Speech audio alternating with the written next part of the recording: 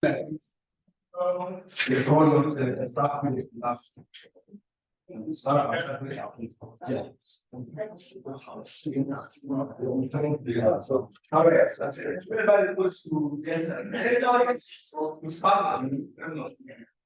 I appreciate so much I studied in Sarah's house. I go to children and say, talk around the being. That's why I had experience. That's just that. Yeah, also, actually, that's it. It was forced there. You know, I see it like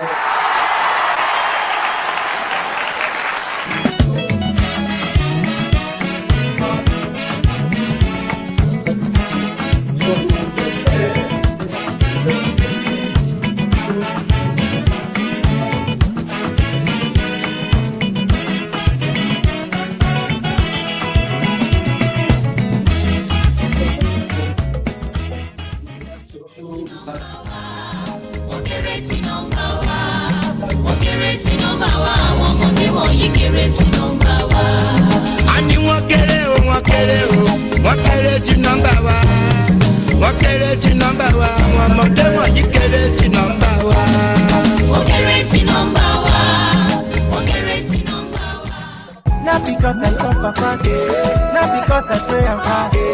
No be your show, no be that. I'm watching. Osinachi, I'm no kwa. Osinachi, one man. Osinachi, I'm watching. Osinachi, mama. Osinachi.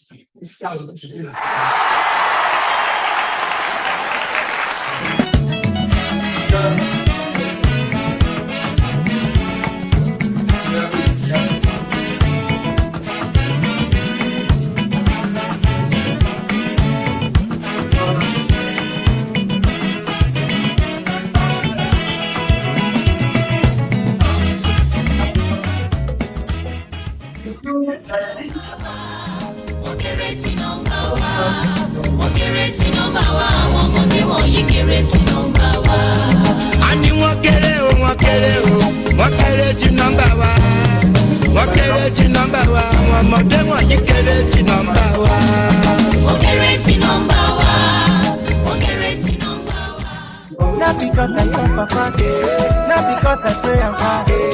No be your show, no be that. I'm watching.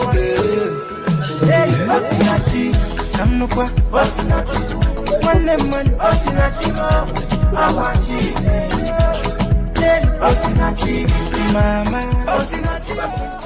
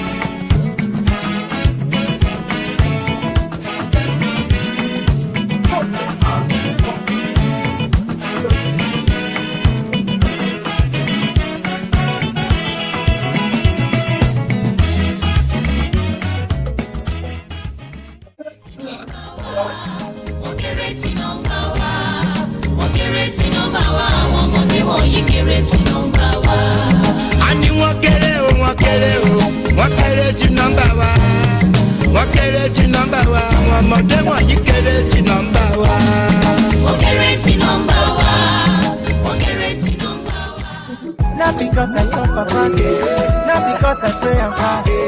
No be your show, no be that. I'm watching. Hey, Osinachi, I'm no qua, Osinachi. One lemon, Osinachi, I'm watching. Hey, Osinachi, Mama, Osinachi.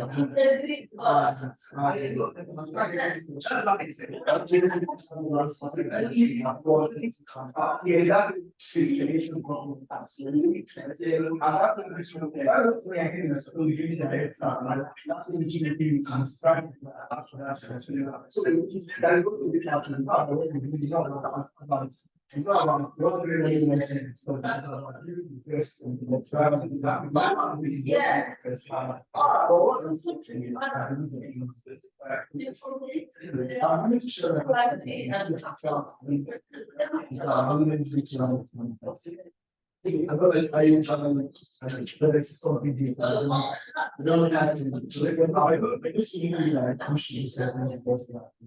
Eu falei, eu não sei, cidadã, não tem por isso eu não tenho. Eu não sabe, eu estou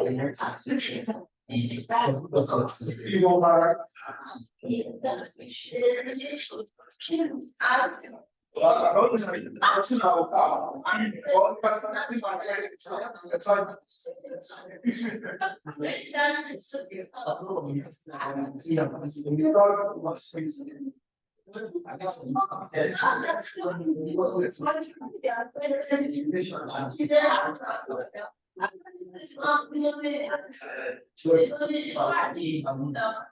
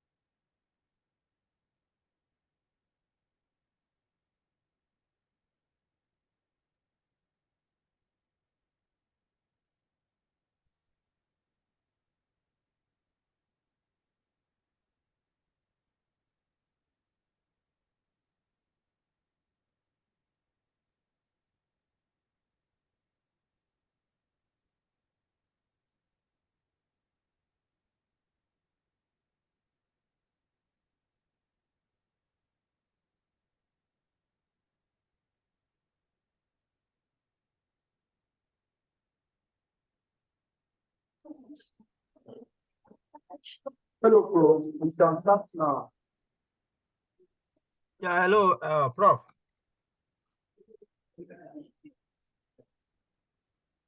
Hello, Prof.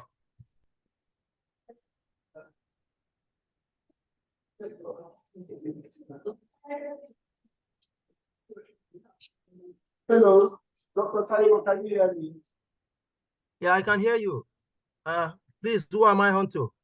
Okay, this is the host in the LSA computer team technology for this section. Oh, okay. Is this decoloniality in transition Yes, for? yes. From the program, I can see you are the chair, Taiwo Bile. Yes, yes. But I can't seem to see any of the panelists here. Yeah, okay, political. One is here physical.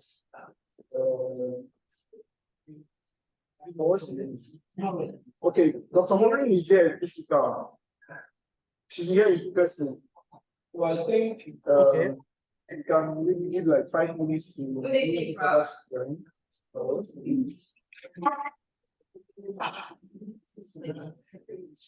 Okay, so we wait for the rest another 5 minutes, then we start, right? Yeah, we start exactly 5:36. Okay, 5:36. Okay. But today it starts in the next 5 minutes.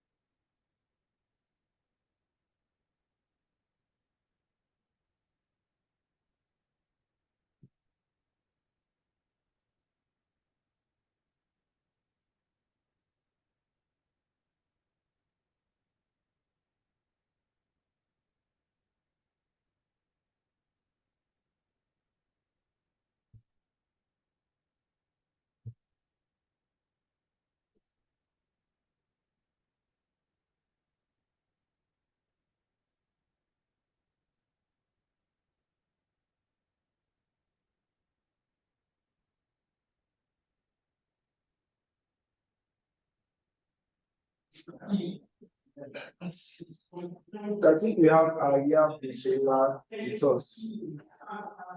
Yes, I can see Ayabulela just joined now.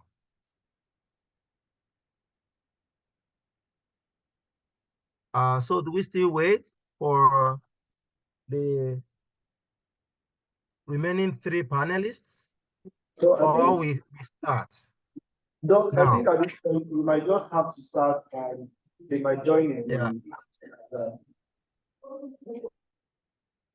Yeah, okay.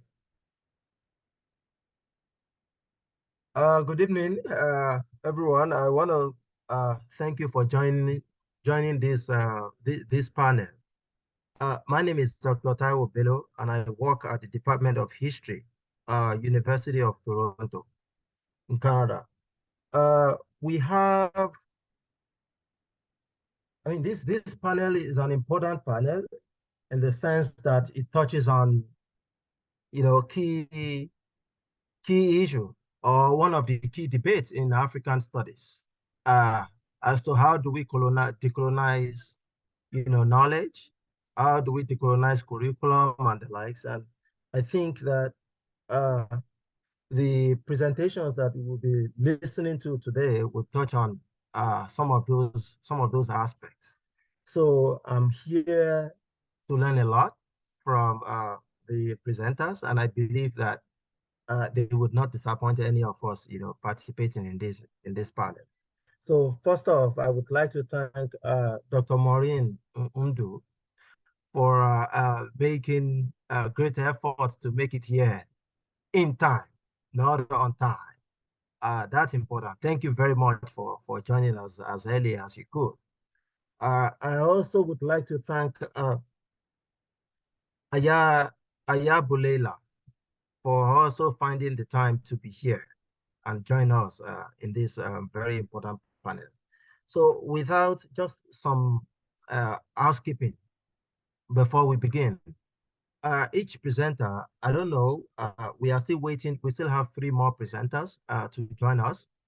But at this level, I would like to say that because we don't have time on our side, each presenter would have 12 minutes to present the paper. Then after that, we would have comments and questions and answers. So I think first we can have, I don't know if he's ready. Ayabulela, are you there?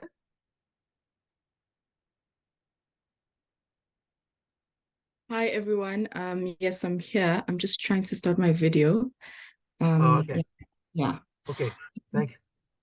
Thank you so much, Dr. Tao. And thank you to everyone here. I wasn't prepared to go first because I think my paper was the fourth one. But I think because, we were sent so many links, people are probably stuck in other panels and they're probably confused. But that's neither here nor there. So my paper is on Sylvia Wynter's conception of man, and sort of how she sort of excavates that conception from mythic depths, because I primarily work in mythological studies and experimental theory. So I'll start the paper with an epigraph by Sun Ra, a musician, who was an American jazz musician. He says, "We hold the myth to be potential, not self-evident, but equational, another dimension of another kind of living life." In a number of her most acclaimed essays, Sylvia Wynter focuses her theoretical energies on the concept of man. Wynter does not give us a precise definition of the concept. It is, however, a concept that unravels itself as we dive deeper into her vast and complex theoretical world.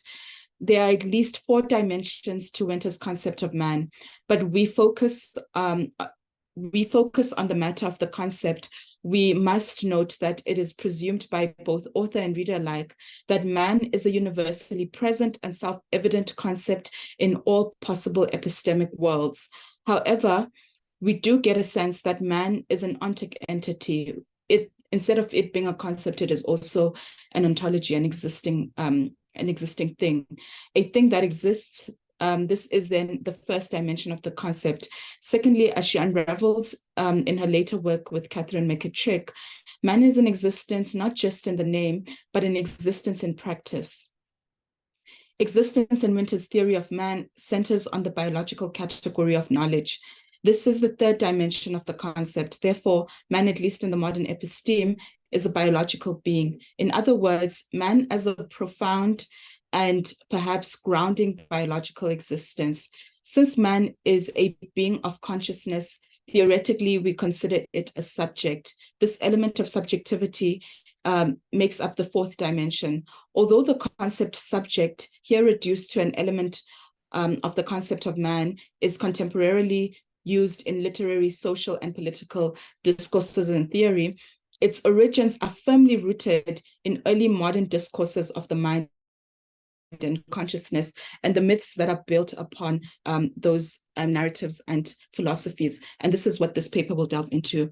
The subject thus owes its parentage to the earliest modern forms of idealism and phenomenology. Here we find an epistemic shift of ontology in Western thought. No longer is existence grounded upon metaphysical substances or the metaphysical substance in and by itself. It is grounded upon, physical qua material, which means within the conceptual scope of space and time, and phenomenological, which is within the scope of experience, empiricism, and idealism, in those types of paradigms of consciousness. Beyond its dimensions, Winter's man has a number of shadows, and this is where then we delve into African mythology and how it dissolves this concept of man, or how this from this dimension of thought, we can sort of deconceptualize, or rather deconstruct, man and probably the futures of what man becomes in modernity. So I say here, beyond its dimensions, Winter's man has a number of shadows which spring from and tether themselves to him or her. The first is man one, or Homo economicus, which emerges from the Renaissance age of Europe amidst the looming rupture between the state and the church, and consequently between the subject and God.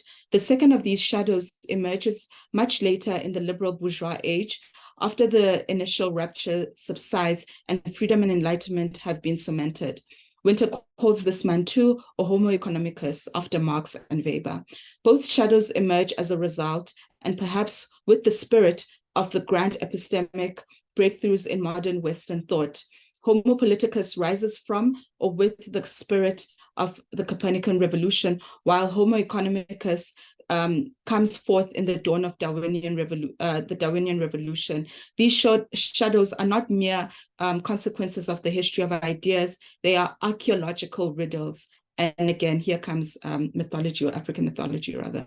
In order to illuminate the core and possible textures of these shadows, Winter adopts Foucault's archaeological method, which is basically the premise of in Foucauldian studies, the archaeological method is defined as the premise of the archaeological method is that systems of thought and knowledge are governed by rules beyond those of grammar and logic that operate beneath the consciousness of individual subjects and define a system of conceptual possibilities that determine the boundaries of thought in a given domain and period of history. In her later work with Catherine McKittrick, but foreshadowed by an insightful interview with David Scott, Winter brings to light a third shadow of man, Homo narrans, or man as he's created by narrative or narratology. Homo narrans, which later evolves into the hybrid form of bios and mythio. The hybrid form is a response to or against the Darwinian configuration of evolutionary man, which granted the Western liberal, now neoliberal, monohumanism, in Winter's words, accessible only to the bourgeoisie. Winter finds monohumanism to be problematic at two levels. First, it forecloses the radical possibilities of a democratized economy, and second, it restricts new possibilities of epistemic and imaginative breakthroughs. The hybrid form or shadow is therefore a counter-humanism and alternative to liberal monohumanism, she says. This unsettles the Western liberal, now neoliberal order of circular knowledge / truth as if it as if it has to do with ourselves, is devastated if we are hybrid beings, says Winter. These are her own words I'm quoting. If humans are conceptualized as hybrid beings, you can no longer classify human individuals as well as human groups as naturally selected and naturally deselected beings. So then, you know, basically what I argue here is that Winter's Man 4, or Homo narrans, which she basically derives from a variety of Black and African philosophers, which thinks about man as a narrative, or man as a narrated being, right? And basically, primarily at the core of man is man's consistent or ever-evolving construction of what he is, what he was, and what is at the core of his being. Basically, taking us back to the mythic realm where man self-creates, and therefore by self-creating, you know, creates himself in this mold of narrative. And so my work here, and I suppose following from Winter and a variety of Black and African scholars, or I mean, I suppose that's tautological, but yeah, my work there is to really uncover the myth of man in modernity and how it transforms into a colonial cage, so to speak, and how we can, from exactly that point of narrative and mythology, recreate how we understand ourselves.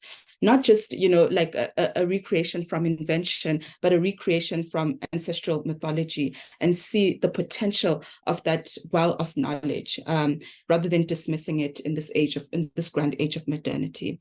So the unsettling element of this hybrid shadow or form of man does not so much lie in the form itself. The form itself evidently synthetic, as it unites the contradictions of bios and mythio, because what modernity tells us is that science and mythology can never mix, or that they have no kind of relation. But again, as we uncover further, we see science springing from mythology. I mean, psychology is a simple example. You know, the fact that psyche itself is derived from the myth of Psyche, who goes into the underworld and the love of Cupid or whatsoever, and even various other elements of mythology, such as, I mean, of science, such as cosmology, which again comes from, you know, these mythic metaphysics of what the world is. So, you know, again, Winter is disrupting through the human rather than through assessing knowledge systems of modernity and colonialism. She's using the human, the first element or the first principle of modernity, to really deconstruct the mythic roots of modernity and colonialism and how it rationalizes itself through science, logic, and all these other narratives it creates in order to, you know, to strengthen colonialism and to perpetuate it into what decolonial scholars call coloniality, right? So please let me know how I am on time. Yeah, am I still okay? Okay, sure. Please let me know then when I need to finish up. Yeah. So the unity of seemingly irreconcilable contradictions is an expected consequence or closure of any dialectic. Winter's hybrid form unsettles because it ushers in a new episteme, a new science, as it were, of the word, an idea Winter borrows from Amos Césaire, where she says the word, which is the mythio, will condition the study of nature, right? And again, that also, again, deconstructs or sort of like tethers again, or rather demolishes the boundaries between so-called science and the social sciences or the humanities, because we see that at the very root of both of these constructions, these epistemic constructions, is again, you know, the recycling of Western mythology and how that transforms into Western power and recycles Western power. This proposed method of knowledge is a turning of tables, what I shall call Winter's trap, and hence the title of the paper. Firstly, the method reduces the biocentric principle of being and knowledge into a contingent consequence of an undead ghost of Western thought, an antecedent completely disavowed and ignored mythology, right? It therefore unravels myth and cosmology, not to signal an ambivalent promised order of knowledge by the synthetic form, but to rather recenter the oldest system of memory, the very thing that precedes and anticipates the order of modern / colonial and every other episteme or knowledge system of power. Winter allows us to transcend the archaeological method of knowledge, from whence we can excavate the methods of memory. This in effect is a suspension of the teleological drive of Western systems of knowledge.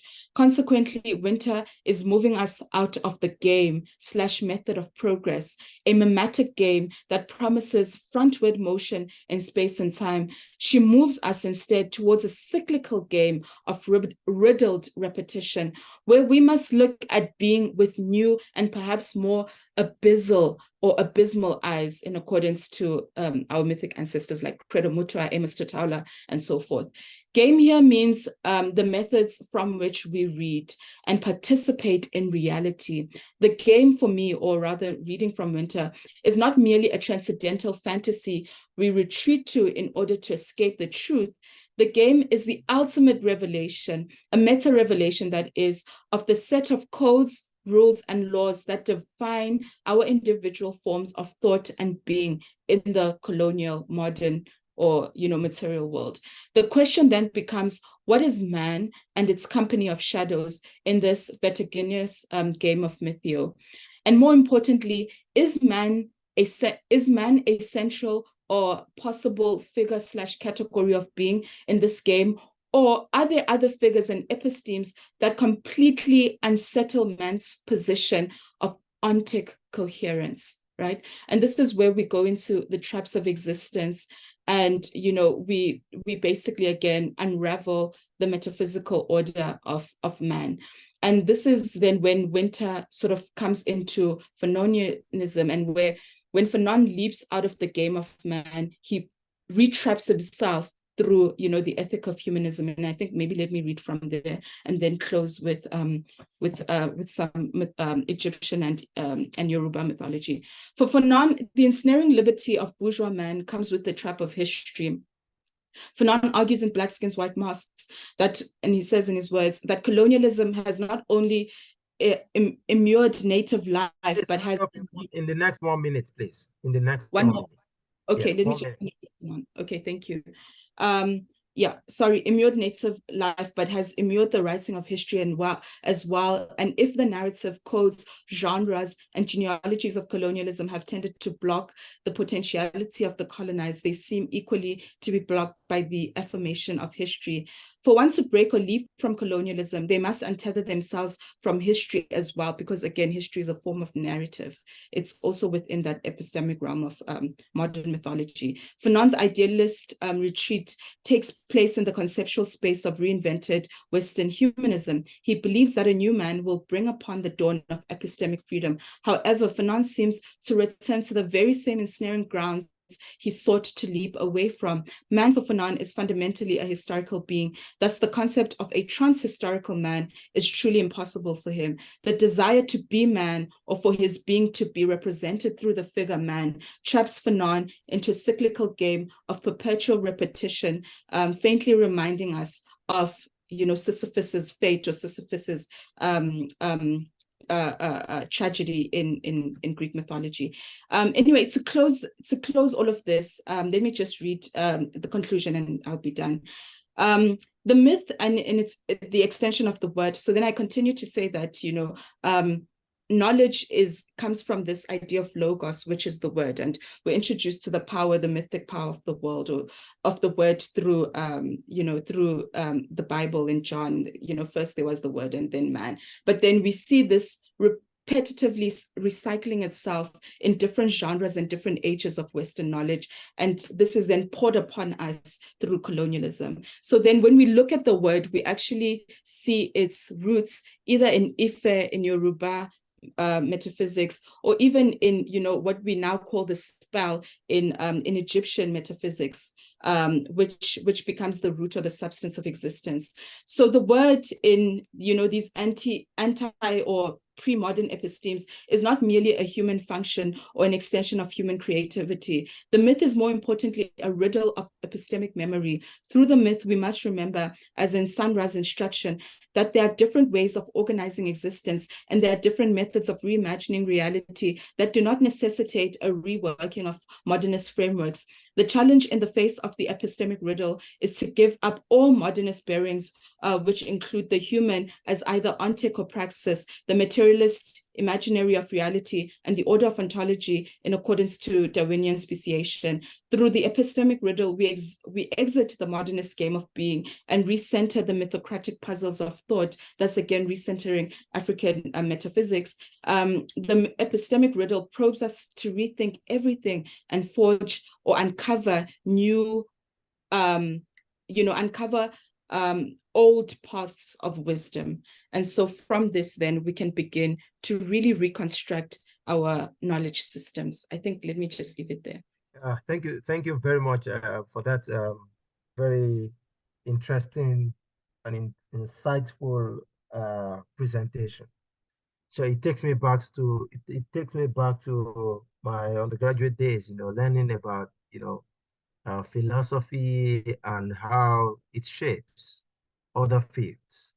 I want to thank you for this presentation. I've got one or two questions, but we would come to those after we've listened to the presentation by Dr. Maureen Ndu. Please, you have the floor.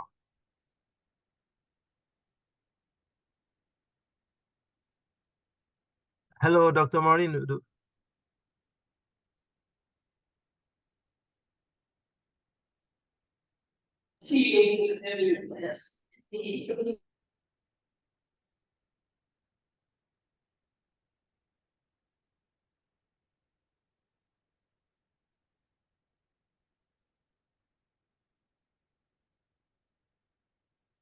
I can't hear you.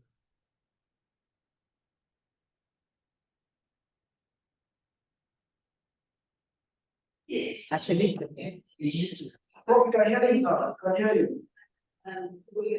hello, Prof. Can you hear me? Yeah, I can hear you now. Yes, please. I should go ahead. Okay. Yes. Okay. My name is Dr. Maureen Ndu from Madonna University of Anambra State. The title of my paper here is The Nigerian Image on the Nollywood Screen. In this paper, I am trying to see Nollywood as a tool for decoloniality.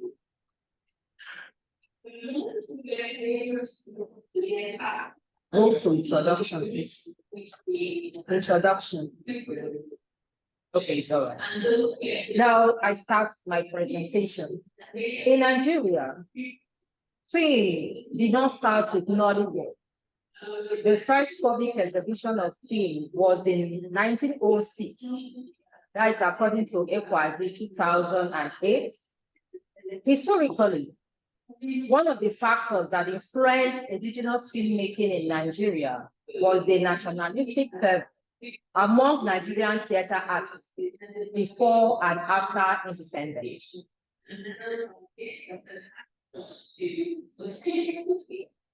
Nigerian theater artists considered creating a national conscience and identity.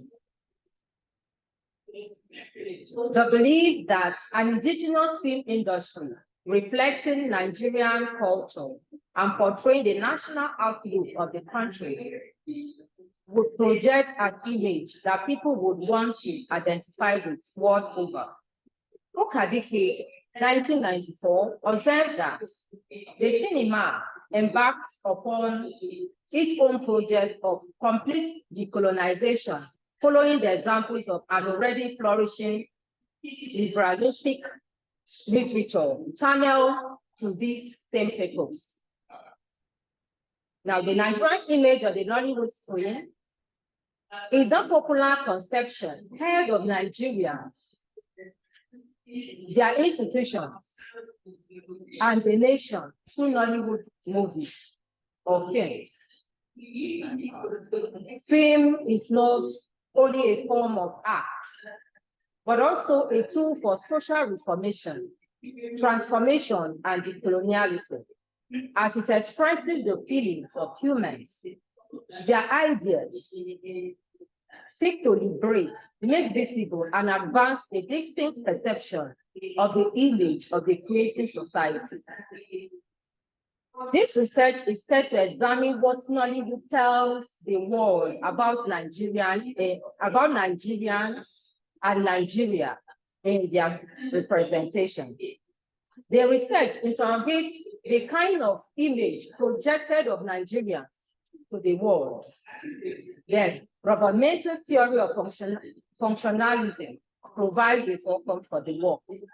Then, a questionnaire was administered on 500 respondents in the sample area of the East, where 200 questionnaire was shared, West, where 200 was shared, and in the North, where 100 questionnaires was shared by cluster sampling. Now we had research questions, what we were looking for, the question that we set out to get our answers from. Now one of the questions is, the first question is, what image of Nigeria is Nollywood projecting to the world? How does the audience perceive messages Nollywood movies convey? What influences do the messages conveyed through Nollywood movies have on the audience? Now, the theoretical framework and the concepts. This study adopted the Robert Menton's theory of functionalism.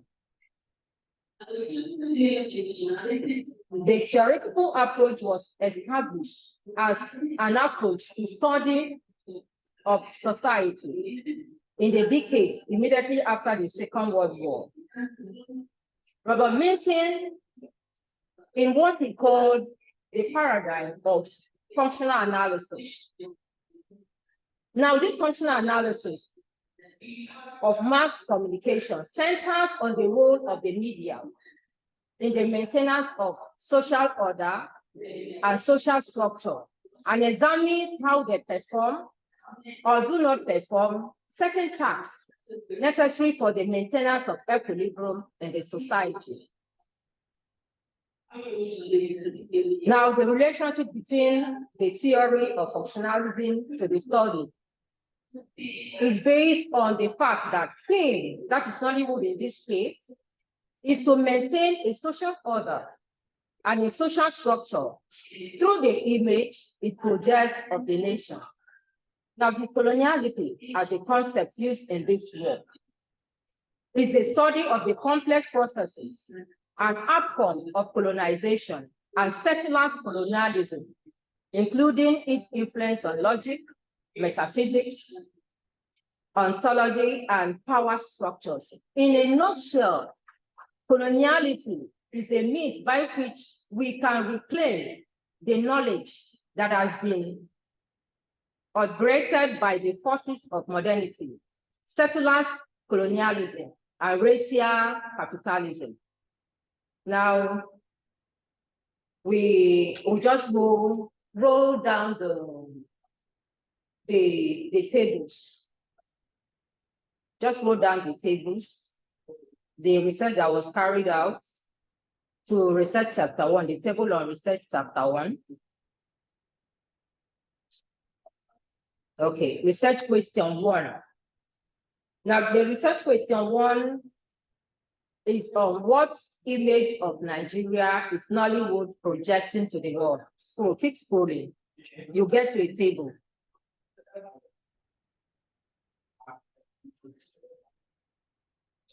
No, a table. Keep going. Now, under this research question 1, we have 17 items under it. 17 questions that we use to get answers to the research question 1. Please go to the next slide.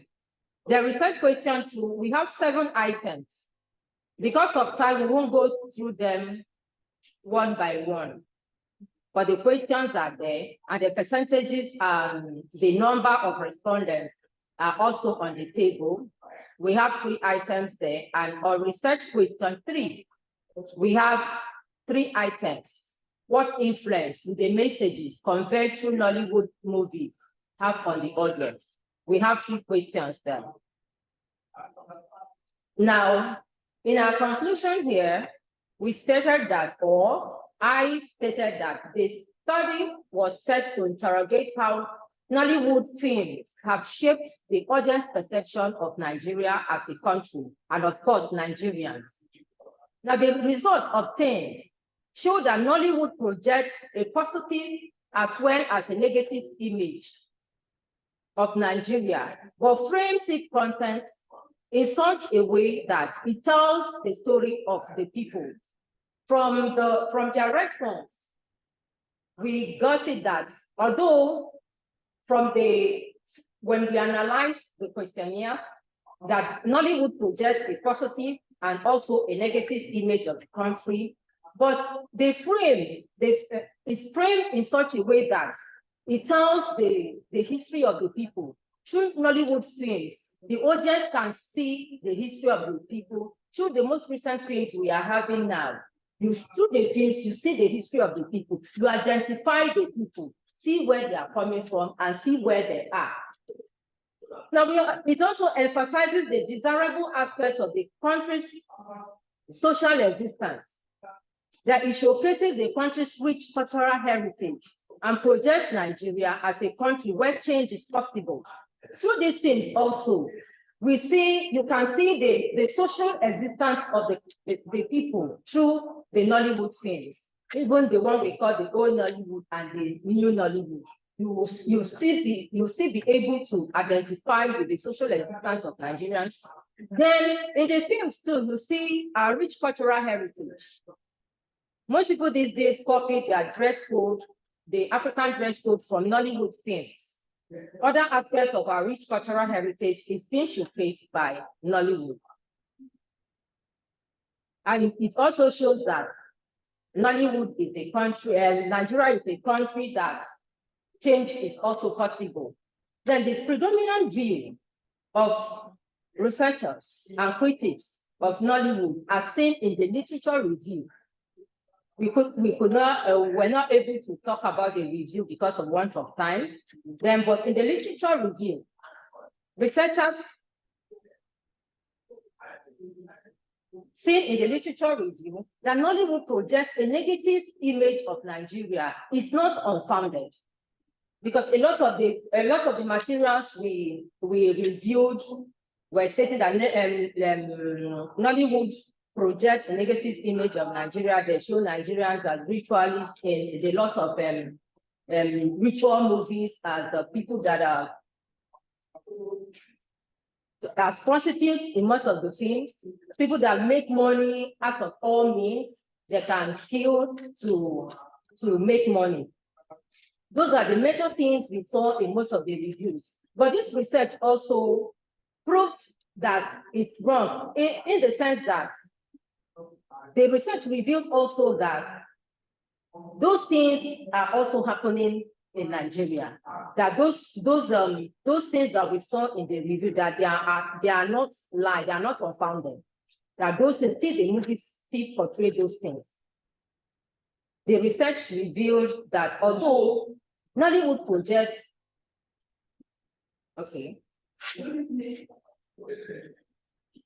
it has been positive in the area of telling the world about Nigeria and projecting our cultural heritage and being a tool for cultural orientation for the youth. Then Nollywood comes. Now, the purpose of, sorry.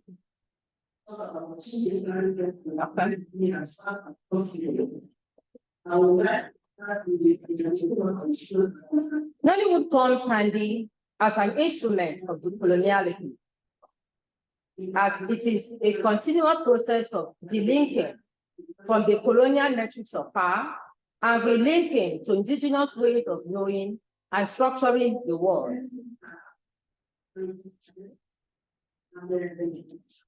The movie makers should see the industry as a paradigm and as a tool for repair and reparation that adapts to our geographical location, our historical setting, and the present day circumstance.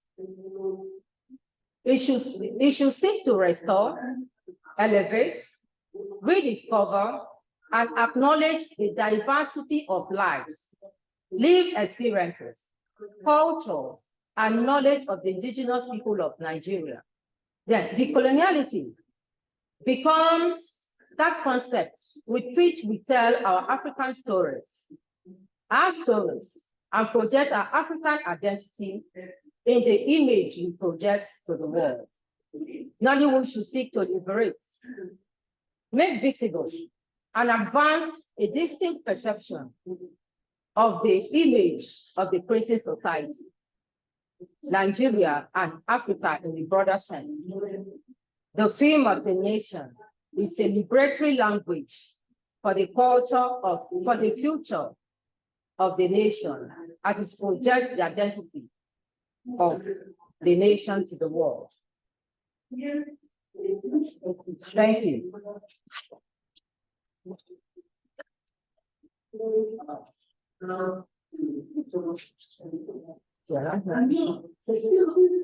Can you close this slide?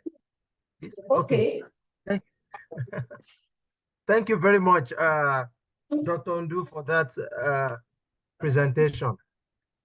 I mean, you touched on very vital issue, shaping our national politics, our being, and also the social landscapes of Nigeria.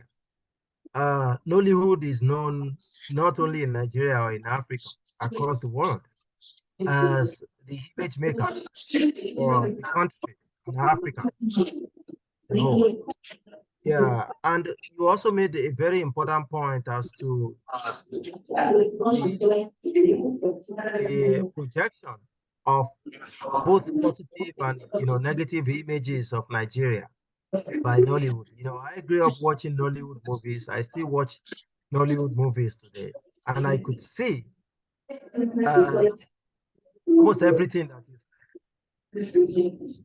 in most of the movies that I've watched or that I continue to watch till date.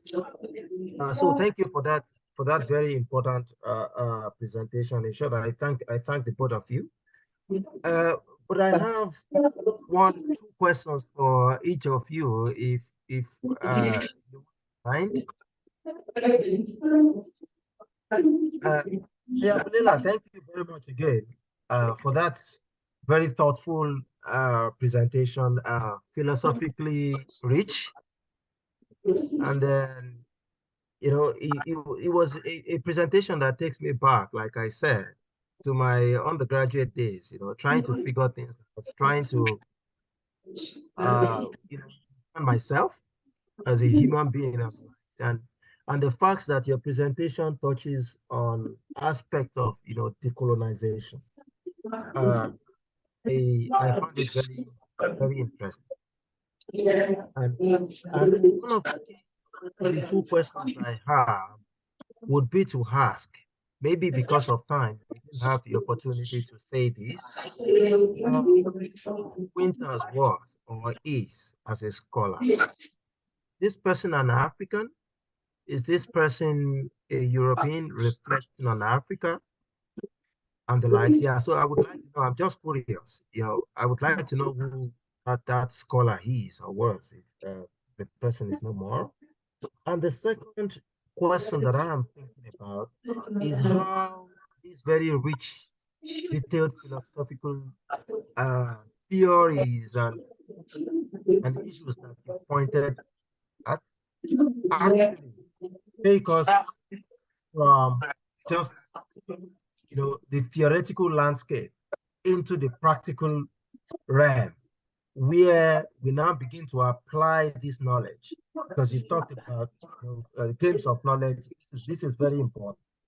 How does that help us to get to the next stage, moving from theory to practical?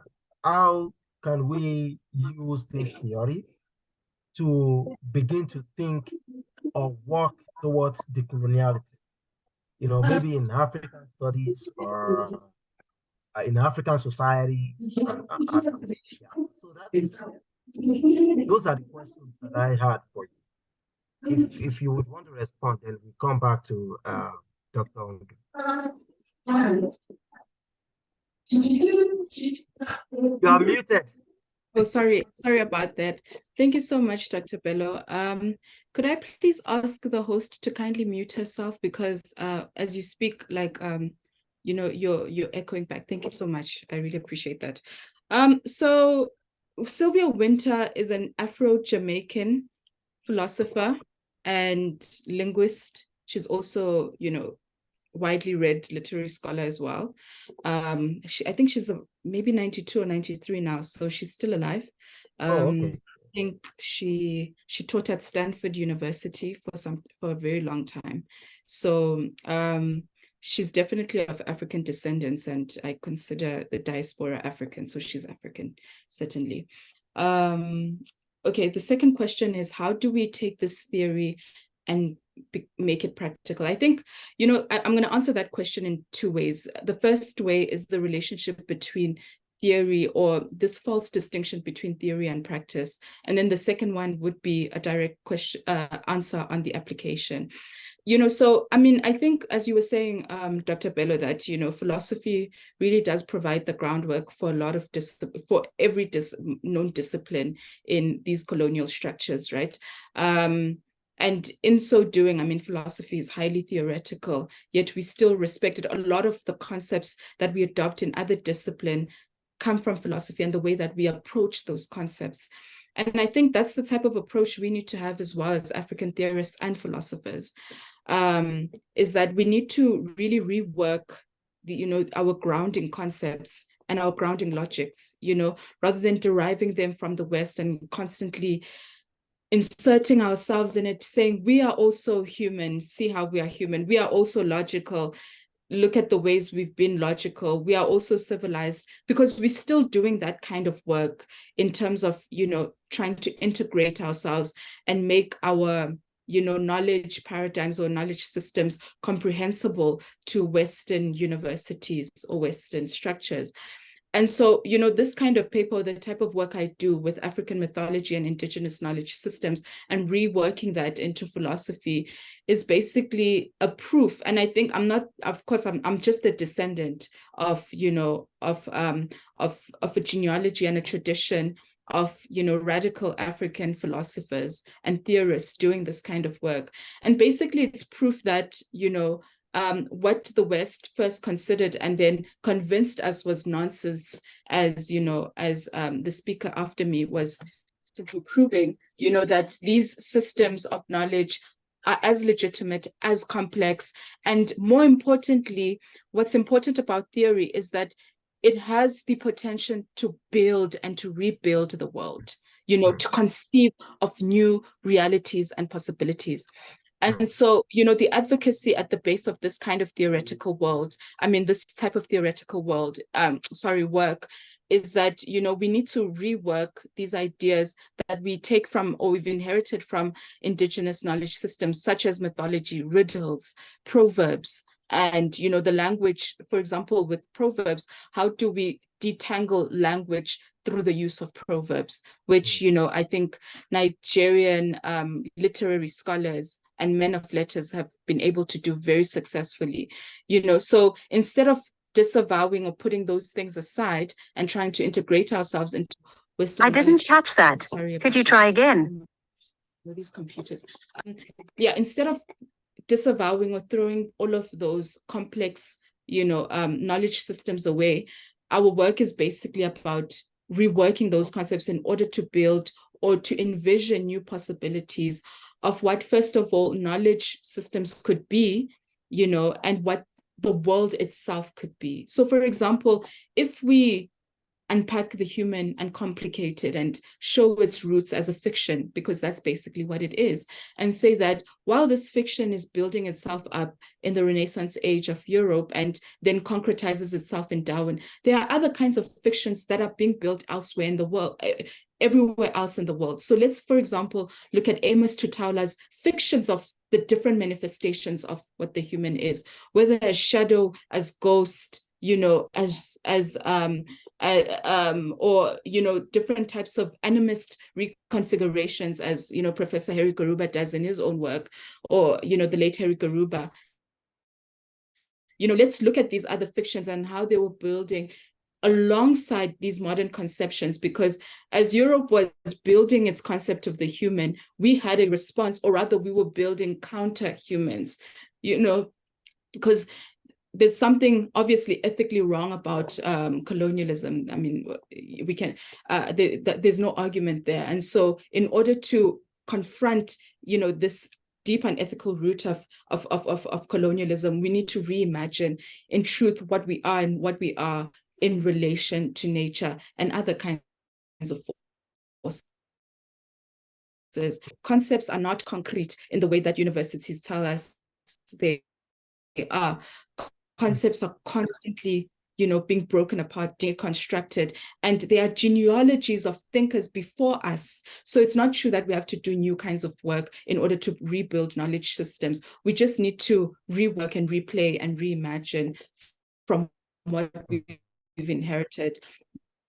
That's the advocacy so between theory and practice, because what is invented in theory is then practiced and made reality in the so-called practical or empirical world. And what is practiced is that then goes back to sort of like legitimize what is built in theory. And so that's based a relationship we as Africans need to bring to the fore of our philosophies in order to really do the work of decoloniality instead of constantly speaking back to the West, which, our ancestors have done since, the 1960s. So we need to move away from that mold and actually build decolonial knowledge, and these are just models of how we can experiment with decolonized discourses and disciplines. That's the first answer. And the application is really just that it's in the classroom. We're all scholars here. I mean, just speaking to academics or aspirant academics like myself, it's in our curriculum. What do we teach? Both of you as professors of history and the social sciences, how do you ask questions, or how do you even, answer questions or attempt to answer questions in your course? Where do you begin? Who do you integrate in your curricula, in your reading lists? And how do you unpack, these complicated systems of knowledge and their histories to your students? When you teach, for example, on the history of the colonial state or the post-colonial state, where do you begin with your philosophical frameworks? Who do you privilege? What is the state? So when we just speaking in terms of application of ourselves as scholars, how do we write? How do we teach? What do we perpetuate in the classroom and beyond? The type of knowledge production we do, because that's basically our job, to produce knowledge for the world.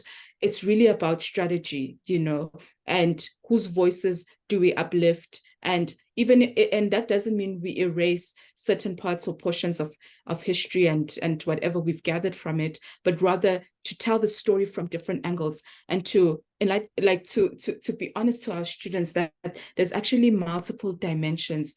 You might just see politics as a realm of the material with causes and consequences, but many other portions of our society, especially in Africa, also, entwine politics with the spirituality. So let's study that and let's look at the relationship between that and what are the consequences of those types of relationships for the post-colonial state, and how do we transform the post-colonial state into a truly independent African state. So those are the types of applications that these kinds of, experiments with knowledge and concepts and theory enable us to do. Yeah. Thank you very much for that broad response. And I liked the way you made that argument about the fact that there shouldn't be a real distinction between a theoretical landscape and practical landscape. One can shape or influence the other, vice versa, right? That's a very great point. And you've also called my attention to the fact that, my awareness to the fact that, yes, as scholars, we have a lot to do in, decolonizing whatever area that. Oh, okay, thank you. In decolonizing, whatever area that we feel needs to be decolonized, right? That's a very important and valid point as well. So thank you very much for your response. Okay, so before I come to Dr. Ndu, I think someone has a question or questions to ask in the audience down there. Please introduce yourself and ask your question. Go ahead. All right, my name is Joy Obadova. I'm from the urban planning profession. So my question is to Dr. Ayebwela. I don't know if you understand the concept of Ubuntu, and do you think if the Ubuntu concept can be theorized? It's already a concept in use, but then does it fit? Is it a concept or a theory that can be used within the argument of decoloniality that you argue about? So, because I know the Ubuntu concept is strongly used in South Africa, it's used in urban planning, it's been used to decolonize all the theories and methodologies that we are applying now in urban planning. So I just want to understand if the Ubuntu concept, because it's a concept that they also relate to the person we are because of who we are, like Ubuntu, Ubuntu, Gabantu. Yeah, so I don't know if you can just make a clarification if it has anything that relates to your work. And then to Dr. Maureen, my question to her will be that, so at the point it was like Nollywood was the second largest film industry in the world. So could you situate your situation so that decolonialization is not just a Nigerian thing, it's a global thing. So when we project Nollywood as one of the second, I don't know if it still ranks the second largest, they will be speaking to a larger audience, the importance and the significance that Nollywood holds to the larger audience. And then in addition to that, the Nollywood, I think they have two kind of sceneries where we have indigenous movies and then the contemporary movies. Someone like me will always want the indigenous movie because that's where I feel the story of Africa is told from. While the contemporary movies, like you see a young girl come out from a fine posh house and then driving a posh car without a job, I don't see the connection in the reality. So I don't know if we can, connect these things together, and then by way of recommendation, now your recommendations can now come in, that we now project the real image and tell the stories. Because when you watch Hollywood, most of the movies before COVID-19, we already watched zombies. So it wasn't new that we're seeing COVID-19 killing people like rats around. And then, the Hallmark movies, even in France, they tell stories with the city. So I know that, I don't know, Hollywood, if Nollywood is trying to also project the image of the city from that concept, I think it will be a very interesting thing to see. Thank you, great presentations. Thank you. Thank you very much for your questions.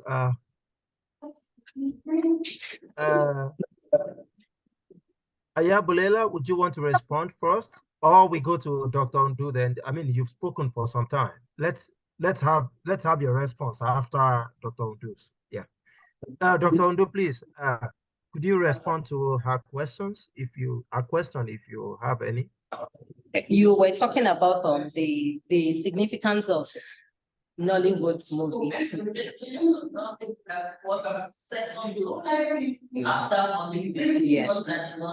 Yes.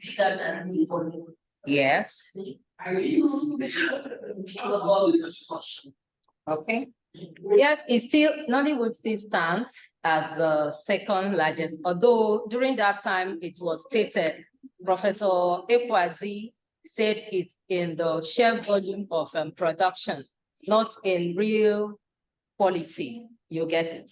But the paper here, like my paper, is advocating for Nollywood being that second largest to use the industry as a tool to decolonize Africa, because it's being watched all over Africa.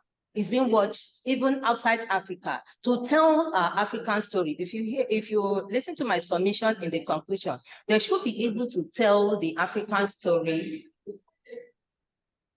in a near authentic way, to give the knowledge, to change the narrative. Because at the end of my, if I go through my abstracts, I say the conclusion there is that the image they project agrees with the image of the colonizer. You get it? It is time now for Nollywood to change, to rethink and relink that image and start telling the authentic African story. You talked about the image of the city, if they use it to tell about the city. You talked about Nollywood. To an extent, they should do that, to tell the authentic story of the city, like the Lagos city, not to build up images. And you talked about indigenous films and contemporary films. Indigenous film, you said you go with the indigenous film that shows the, but still in that indigenous film, is it authentic in what they project? That is the question. And the paper is calling for Nollywood. And before you project an authentic image or give an authentic knowledge, there must be real research. So all those things should go, even when they want to project the city. In which aspect are they projecting the city? That is the call of this paper. Because the findings show that Nollywood is projecting Nigeria in a negative and also in the positive. Now, even in that positivism, is there an authenticity of the knowledge being passed to the audience? Because when we see it these days, some persons are not exposed to books. They're exposed to films. The knowledge most people have of certain countries is from the movies they watch. Most of us have not gone to the US, but at least to an extent, you can see what is happening there through the movies you watch. So that's the summation of the paper. I don't know if I answered your question. Prof. Yeah, thank you very much for that response. I think you did justice to the question. Thank you very much for that. And I think the okay, so let's move to Ayabulela's response to her question, please. Thank you so much for your question.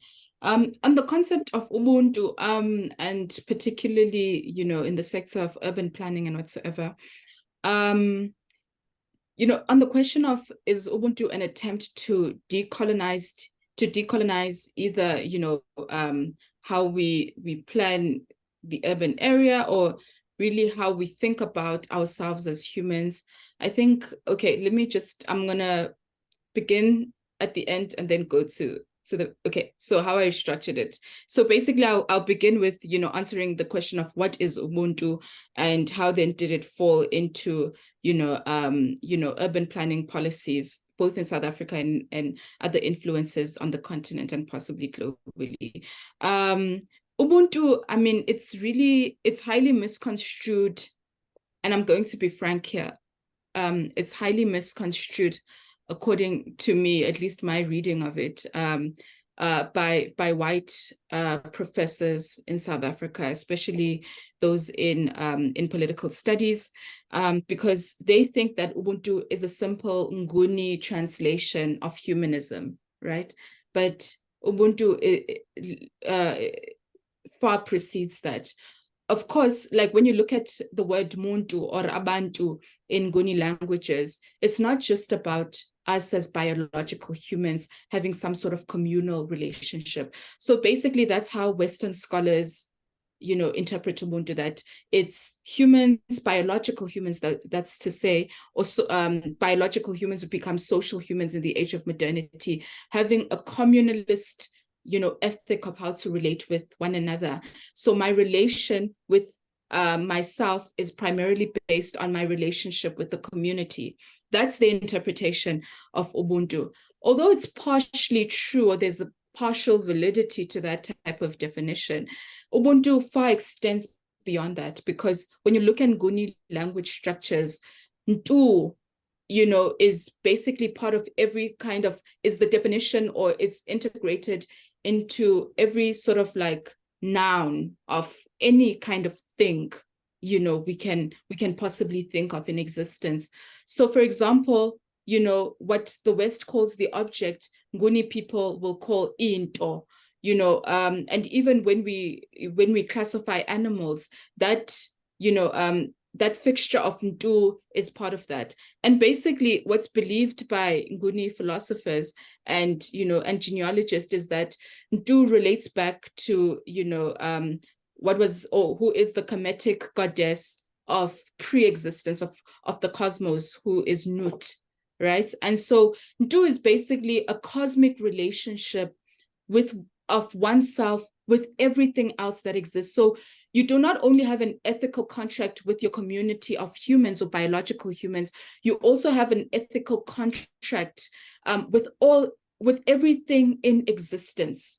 You know, you have an ethical contract with the very cosmos that creates everything around it, or creates everything within it, rather. So that's basically what Ubuntu is. It's to establish an ethical contract where one's life is always committed, or it's always a response, hopefully a positive response with everything in cosmic existence, you know. So my relationship with nature should be such that it resembles my relationship with myself. So I do not only treat others how I want to be treated, I treat everything else how I want to be treated. The waters, you know, the streets, the roads, you know, the plants, the plant life, animal life, and everything else. So basically that's what Ubuntu is. It's an ethical commitment to everything in the cosmos, right? And that's basically, it's basic disaster management, you know, a community can build in its conceptions of itself. Because if my respect of everything in the cosmos is such that it supersedes even my respect or my dignity for myself, you know, then I cannot produce, you know, ecological disasters such as we have today. You know, I can't kill animals arbitrarily without reason. You know, I can't manipulate objects to the point of hypercapitalism or peak capitalism. In truth, that's what Ubuntu is, right? And I think there's still more to be said about really thinking about the expanse of Ubuntu. So thank you for that question. So that's my first answer. The second answer to you as an urban planner, when you look at how, you know, policymakers in South Africa constructed this thing of, you know, we need to reshape the city such that it fits everyone in the city and that it's welcoming to everyone. I mean, that's still an ongoing project, and perhaps even an unsuccessful one, because that's really a response to how the apartheid government in South Africa pre-94, from 48 to 94, basically constructed the urban area where, you know, white people were closer to areas of production of the city, and Black people were at the very margins of urban environments, right? Creating the segregated relationship within cities, and, you know, creating the basic relations of work where, again, white people assume the position of the bourgeoisie or the owners of property and production, and Black people assume that position as workers. So there is definitely an apartheid or segregated type of structure in our cities. And when urban planners say we need to, you know, rethink the city or remodel the city based on principles of Ubuntu, they're basically trying to reshape the city to the point where everyone has equal access to the city. That, of course, is we yet to see if that will become successful or not, but it doesn't seem as if much is being done on it. But I do hope that we can continue to work on these things and not just, you know, be in dismay or be pessimistic. So these are ongoing projects, but I think we can think about that even further in terms of course, we can decolonize the city or even decolonize our relations with existence in small portions, but maybe sometimes we need to be expansive and a bit more ambitious. But again, these are ongoing projects, which I hope all of us will be part of as time goes on. Yeah, thank you very much for that response. Do we have any other person who wants to ask questions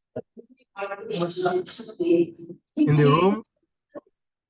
Yes, sir. Do we have anyone? Nobody? No, we don't have any other questions. Okay. Shall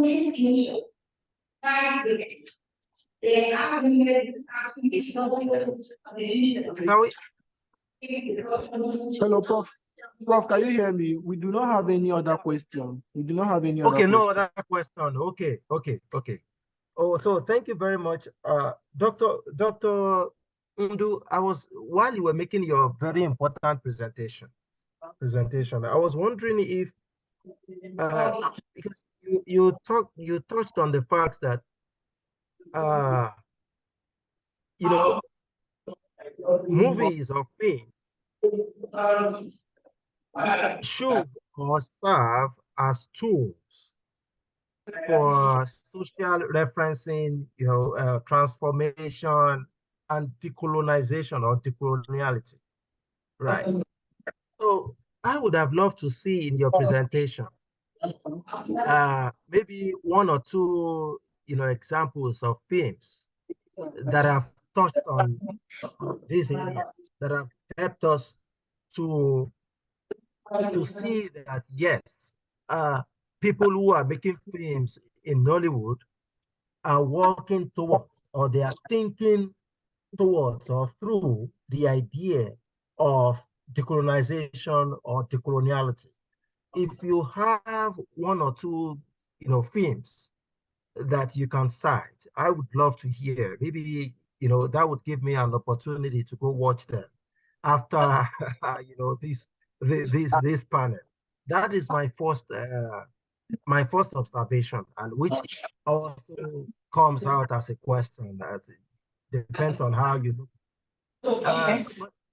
But the second response to your presentation would be the idea of Robert Martin's theory of functionalism.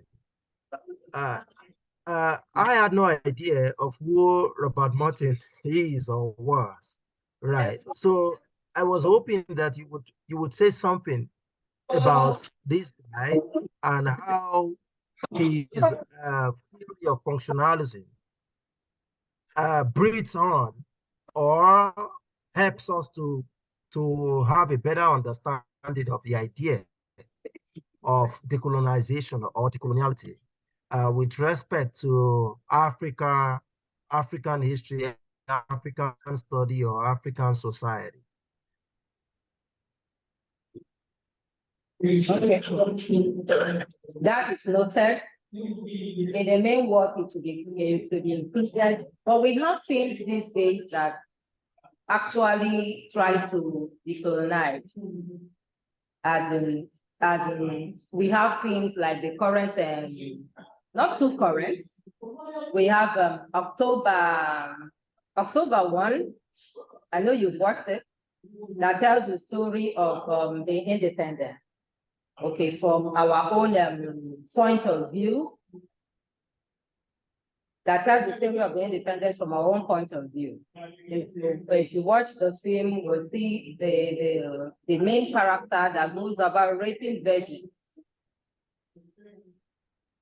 The film tells the story, and it tells and it's a metaphor too for what colonization did to the Africa. They ripped out of a lot of things, and the actual story itself, follow it literally.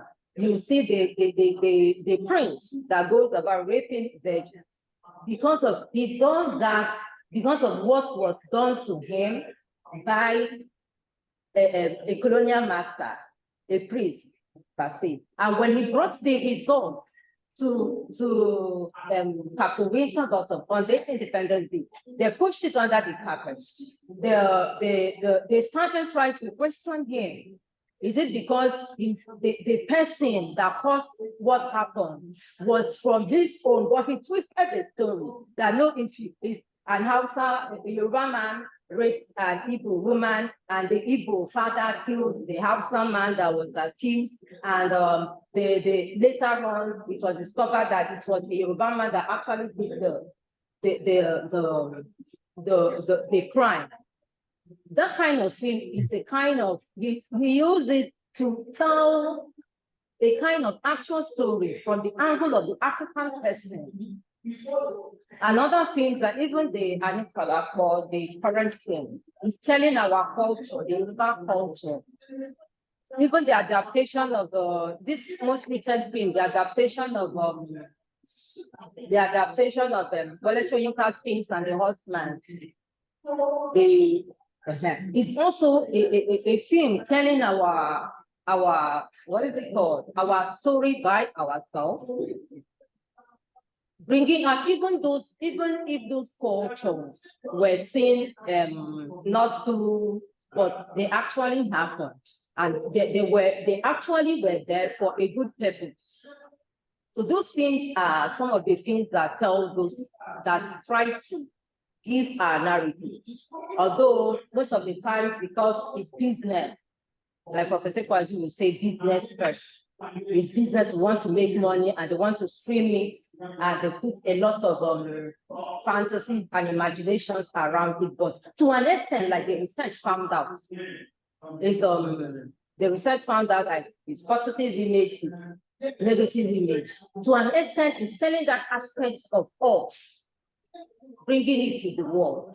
So there are things like this one that I mentioned now that one could watch and see that Nollywood, to an extent, is making an effort, and the paper is calling other filmmakers to try and make efforts too in that angle. Hello, Prof. Is it clear? I don't think it's